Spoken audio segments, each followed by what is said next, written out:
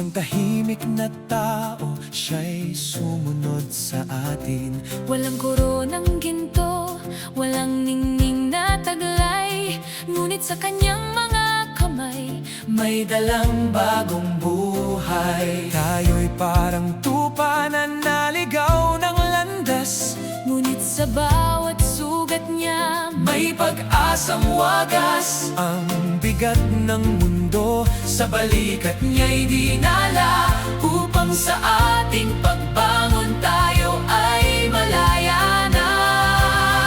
Hindi na tayo mag-iisa, sa bawat pilat niya may bagong umaga. Sa kanyang mga sugat